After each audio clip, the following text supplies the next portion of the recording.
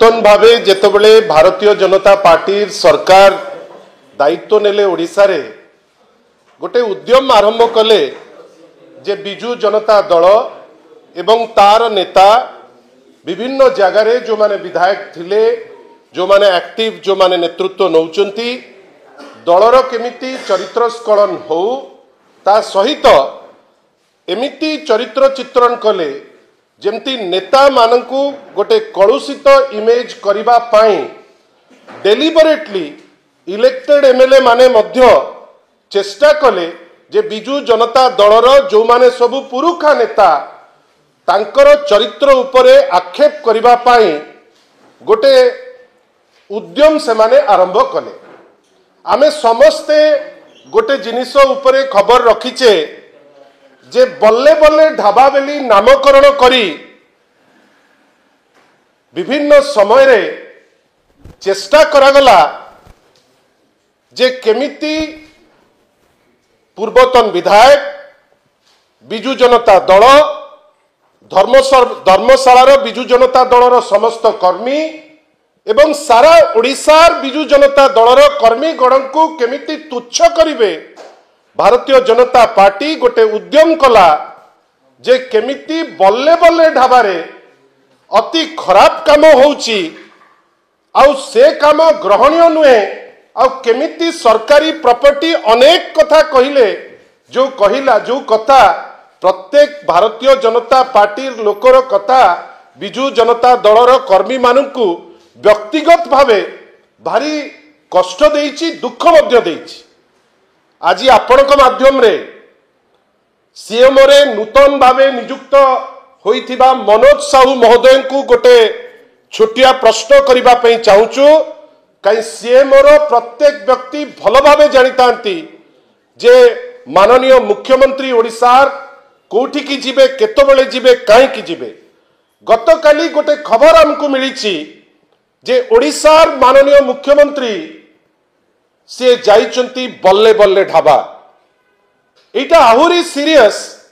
कहीं ना गतकाली थिला कौन कोबा गतकाली थिला शनिवार माननीय विधायक कहते जे शनिवार तांकर किछि अलगा ढांचारे से जीवनटा जीवंती आमे आश्चर्य अलगा ढांचारे शनिवार रे आपण जीवन जीवंती बल्ले बल्ले ढाबारे कले कले बेली केते प्रकार कथा कहते वर्तमान आपण सेठी कहीं जाइतिले माननीय मुख्यमंत्री ओडिशार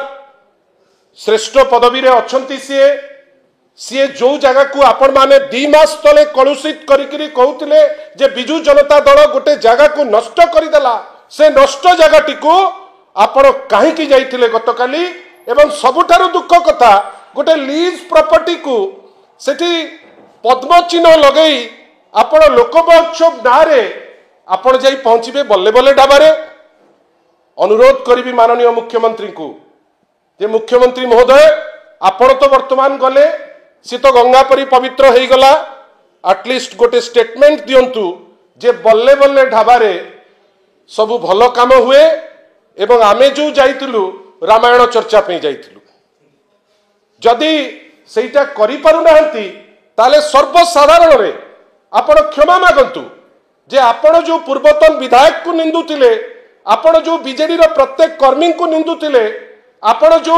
Biju Janata Dal as a structure ताको निंदुतिले सेटा भूल मु आपण को मध्य कहूची गणमाध्यम होची तृतीय नयन आपण भावंतु केते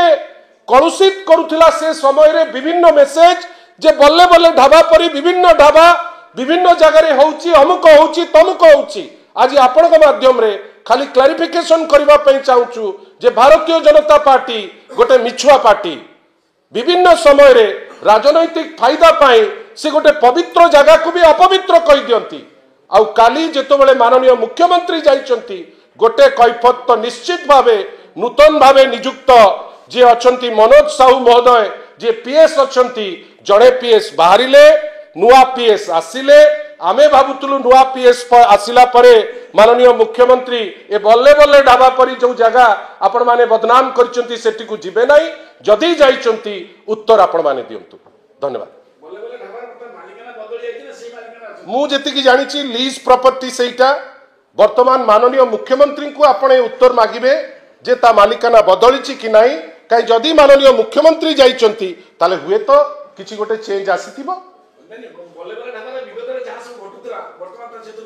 मते लागुची माननीय मुख्यमंत्री जेहेतु गृह विभाग बोध हुए से सत जानी जे सेठी किछि हेई नथिला एवं बीजेपी कर्मी चेष्टा करी गोटे जगह को निंदिबा पाई उद्यम करुतिले। धन्यवाद।